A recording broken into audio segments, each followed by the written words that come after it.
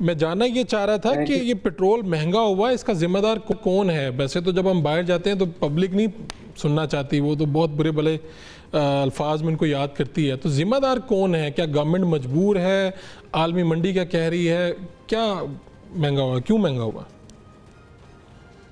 دیکھیے، پہلے تو حکومت یہ کلیم کرتی تھی کہ عالمی منڈیوں میں جب قیمت بڑھتی ہے تو ان کو پاکستان میں بڑھانی پڑتی ہے، جب قیمت نیچے آتی ہے تو وہ قیمت نیچے لے آتے ہیں، کیونکہ تقریباً 90 سے 95% جو تیل ہے وہ پاکستان امپورٹ کرتا ہے، تو ہم کمپلیٹلی ڈیپینڈنٹ ہیں عالمی منڈیوں کے اوپر۔ جی یہ حکومت کا کلیم تھا۔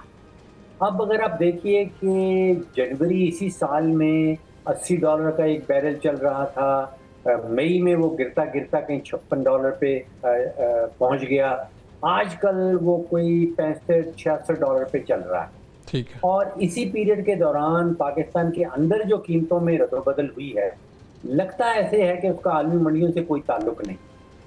جب عالمی منڈیاں بڑھتی ہیں تو پاکستان میں تیل بڑھتا ہے، جب کم ہوتی ہیں تو کبھی کم بھی کر دیتے ہیں، کبھی بڑھا بھی دیتے ہیں۔ کوئی خاص تعلق عالمی منڈیوں سے نہیں لگ رہا۔ یہ پچھلے ایٹ لیسٹ سال بھر میں کچھ ایسا محسوس ہو رہا۔ دوسرا یہ ہے، آپ جیسے لوگ جو ہیں، آپ کو حکومت کی مجبوریوں سے کوئی ہمدردی نہیں۔ دیکھیے، حکومت نے کوئی 6,000 ارب کا نقصان کرنا ہے اپنے ریاستی اداروں میں، بجلی کے شعبے میں کوئی 2,500 ارب کا نقصان ہے، گیس میں کوئی 3,000 ارب کا نقصان ہے، پی آئی اے کوئی 830 ارب کا نقصان کر چکی ہے، پیسکو جو گندم خریدتی ہے کبھی بیچتی ہے، پھر اس گندم کو چوہے کھا جاتے ہیں، وہ کوئی 900 ارب کا نقصان کر چکی ہے۔ تو اب تو محسوس ایسا ہوتا ہے کہ ان کو اضافی آمدن چاہیے، اضافی ٹیکسز چاہیے، جو وہ شاید پیٹرولیم کی مد میں، اضافی ٹیکسز کی مد میں وہ ایکسٹریکٹ کر لیتے ہیں اور پھر اپنے نقصانات پورے کرتے ہیں۔ تو بیماری کی تشخیص جب تک ہم درست نہیں کریں گے، اس وقت تک مریض جو ہے وہ صحت مند نہیں ہو پائے گا۔ تو آپ کہہ بیماری دل کی رہے ہے یا آپ کہہ رہے ہیں علاج کہ گردوں کا شروع کر دیتا ہے، جی جی جی سارا فوکس ہے ٹیکسوں پر، اور اصل بیماری ہے حکومت کے اخراجات اور حکومت کے نقصانات۔ تو میری آپ سے بھی درخواست یہ ہے کہ خدایا حکومت سے کچھ ہمدردی کر لیں، ان کا ہزاروں ارب روپے کا نقصان جو ہے وہ آخر انہوں نے کہیں سے تو پورا کرنا ہے۔ ڈاکٹر صاحب، میں تو ہمدردی کرنا چاہتا ہوں، آپ بھی شاید کرنا چاہتے ہوں، لیکن وہ خود اپنے ساتھ ہمدردی نہیں کرنا چاہتی۔ جب میں اخراجات دیکھتا ہوں کہ آپ یہ جو خسارے ہیں اداروں میں، اور پھر میں دیکھتا ہوں جب چلیں میں کہتا ہوں کہ بہت بڑا اثر شاید نہ پڑتا ہو، لیکن ایک بہرحال حکومت کے وزراء اور حکومتی جو لوگ ہیں، اور جب میں بیوروکریٹس کی طرف دیکھتا ہوں تو جب میں دیکھتا ہوں وہ اللہ تللے کر رہے ہیں، وہی وہ جو ٹیکس پیئر کا پیسہ ہے وہ کس طرح سے وہاں پر اس کا خرچ ہو رہا ہے۔ میں نہیں کہتا کہ شاید اس سے ہی سارا کچھ بدل جائے گا، لیکن میں دیکھتا ہوں حکومت کی نیت کیا ہے، وہ چاہتے کیا ہیں اور کر کیا رہے ہیں۔ تو مجھے اس پہ پرابلم ہوتا ہے، میں ہمدردی کرنے کا دل بھی چاہے تو ہمدردی نہیں کر پاتا۔ دیکھیے، آپ نے درست کہا، جو اخراجات ہیں حکومتی وزراء کے، وہ اتنا بڑا ملک ہے، وہ سیریسلی برداشت کر سکتا ہے اگر ان کا کام سیدھا ہو جائے، اگر وہ فیصلہ سازی، قانون سازی وہ 24 کروڑ پاکستانیوں کے مفاد میں کرنا شروع کر دیں۔ دیکھیے، یہاں پہ لگتا کچھ ایسا ہے کہ حکومتیں تبدیل ہوتی ہیں، جمہوری حکومتیں آتی ہیں، فوجی ڈکٹیٹرشپ بھی آتے ہیں، پھر رجیم، پھر آپ سوچیں کہ ہائیبرڈ رجیم کا بھی نام لیا جاتا ہے، لیکن جو بنیادی معاشی ڈھانچہ ہے وہ چینج نہیں ہوتا ہے۔ وہ میرے نزدیک when we were growing up تو ہمیں وہ رابن ہوڈ کی کہانی سنائی جاتی تھی کہ وہ امیروں سے پیسے چھینتا تھا، لوٹتا تھا اور غریبوں میں بانٹتا تھا۔ تو ہمارا جو معاشی ڈھانچہ ہے وہ مجھے ریورس رابن ہوڈ لگتا ہے، اور وہ کانسٹنٹ ہے، چاہے حکومت جو ہے وہ جمہوری ہو، چاہے حکومت پی ٹی آئی کی ہو، چاہے حکومت پیپلز پارٹی کی ہو، چاہے حکومت پی ایم ایل این کی ہو، چاہے کوئی رجیم جو ہے وہ جو ہائیبرڈ رجیم کہلائے، یہ جو ریورس رابن ہوڈ کا ڈھانچہ ہے یہ نہیں بدلتا۔ یعنی یہ غریبوں سے لوٹتا ہے اور امیروں کو دیتا ہے۔ جی، 24 کروڑ پاکستانیوں کی جیب سے منتقلی ہونی ہے دولت کی، اور وہ جانے ہیں، آپ سوچیے، یا تو 84 شوگر مل مالکان ہیں، اس طرح کوئی تقریباً 4 درجن کے قریب IPPs ہیں. تو آپ سوچئے ٹیکس بھی جو لگتا ہے وہ غریبوں پہ اور مڈل کلاس پہ لگتا ہے. تو یہ 3 چیزیں جو ہیں، ٹیکسز دیکھ لیجئے، بجلی دیکھ لیجئے، شوگر سیکٹر میں جو کچھ ہو رہا ہے، تو یہ ریورس رابن ہوڈ کا ماڈل جو ہے یہ بدلتا نہیں ہے، یہ ایک کانسٹنٹ. ڈاکٹر صاحب یہ جو شوگر والی خاص طور پہ بات ہے، آپ یعنی کہا گیا کہ یہ فیصلے ہوئے، پھر وزیر اعظم صاحب کو بھی مجبور کیا گیا، لیکن یہ اس میں کیا ایسٹیمیٹ ہے کہ اگر اس میں کوئی پروفٹ اگر بنایا ہے، جو ہم کہتے ہیں شوگر ملز مالکان نے، کیا پروفٹ ہوگا؟ یہ کتنا پاکستان کو کتنا نقصان پہنچا؟ چلے اس کو میں چاہوں گا کہ عوام کے سامنے ذرا آسانی کے ساتھ آ جائے.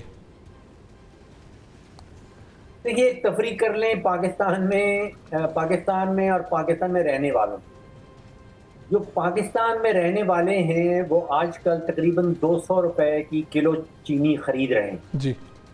اور عالمی منڈی میں چینی کا جو بھاؤ ہے اس وقت، آج میں نے چیک کیا، وہ تقریباً 36 US سینٹ کا 1 کلو گرام، یعنی کہ تقریباً 104 روپے کی کلو چینی پاکستان سے باہر بک رہی ہے.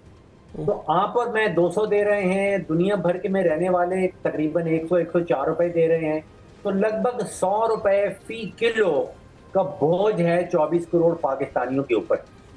اور ہم سالانہ تقریباً 6 ملین ٹن چینی استعمال کرتے ہیں. تو اگر 100 روپے کا فی کلو کے حساب سے بوجھ ہے تو تقریباً 600 ارب روپے کا یہ کہیں اس کو خسارہ کہہ لیں، بوجھ کہہ لیں، جو ڈفرنس ہے عالمی منڈیوں کی قیمت میں اور پاکستان میں وہ کہہ لیں، یہ اماؤنٹ تقریباً 600 ارب روپے کی بنتی. تو کسی کا پروفٹ بھی کہہ سکتے ہیں اسے؟ جی مجھے آواز نہیں پہنچی، دوہرا دی. میں نے کہا یہ خسارہ بھی کہہ سکتے ہیں اور کسی کا یہ فائدہ بھی کہہ سکتے ہیں، کسی کا پروفٹ بھی، منافع بھی کہہ سکتے ہیں.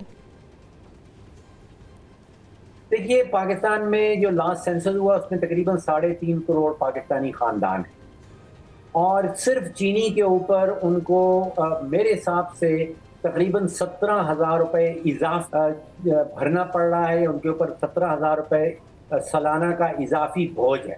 ابھی وہ کنزیوم کرتے ہیں پاکستان میں ہر پاکستانی بچہ، بوڑھا مرد اور عورت جو اوسطاً ہے وہ تقریباً 25 کلو چینی سالانہ استعمال کر رہا ہے. تو آپ سمجھے کہ ایک پاکستانی خاندان کے اوپر 17,000 روپے کا اضافی بوجھ ہے، اور یہ 17,000 روپے فی خاندان، اس کو ملٹیپلائی کر دیں 3.5 کروڑ خاندانوں سے، تو اگر آپ کی میری جیب سے روپیہ نکل رہا ہے تو ظاہری بات ہے کہ کسی اور کی جیب میں جا بھی رہا ہوگا.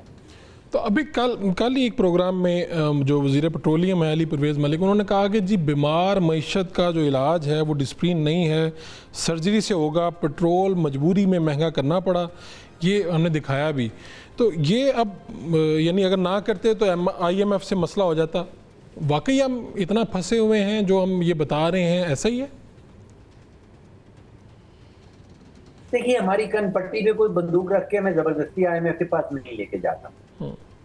IMF ہمیں قطعاً یہ نہیں کہتی کہ آپ 2,000 اور 400 ارب روپے کا نقصان کر ڈالیں اپنی بجلی کے سیکٹر میں، یا 3,000 ارب گیس کے سیکٹر میں آپ نقصان کر ڈالیں.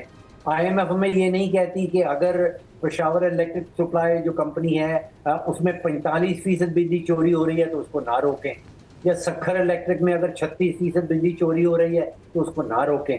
یہ IMF تو نہیں ہمیں کہہ رہی، یہ تو ہماری اپنی پالیسیز ہیں، ہمارے اپنے رجحانات ہیں، ہماری اپنی پرائیورٹی سمجھ لیجئے.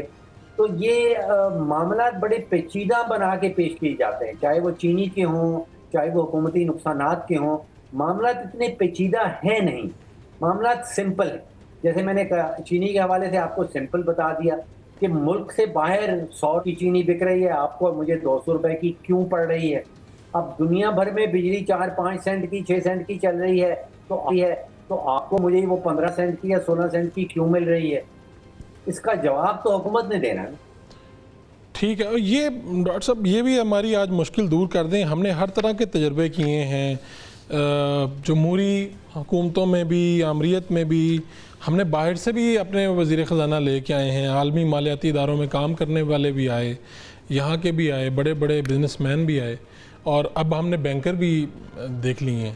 تو کیسا ہونا چاہیے ہمارا وزیر خزانہ، یا وہ سب ٹھیک چل رہا ہے؟ سسٹم میں آگے کوئی مسئلہ ہے، چاہے وزیر خزانہ کوئی بھی ہو، کچھ نہیں ہو سکے گا؟ دیکھیے شخصیات کے اوپر فوکس جو ہے اس کا نتیجہ کچھ نہیں نکلے گا. यहाँ पे फोकस करना होगा पॉलिसीज के ऊपर, और फोकस करना होगा इदारों के ऊपर, या स्ट्रॉन्ग इदारे कौन बनाता है। तो शख्सियात जैसे अगर तो रिवर्स रॉबिन हुड का इकोनॉमिक मॉडल चल रहा है, तो रिगार्डलेस ऑफ ऊपर कोई भी बैठा हो, अगर मॉडल ही यही है कि आपने मिडिल क्लास से और गरीब की जेब से दौलत की मुंतकिली करनी है, तो फिर जो भी वजीर ख़जाना आ जाए वो उसी मॉडल के ऊपर चलेगा। तो बुनियादी तौर पे जो ढांचा है माशी, उसको रिवर्स रॉबिन हुड से लेके एक फेयर किस्म का ढांचा बनाना होगा।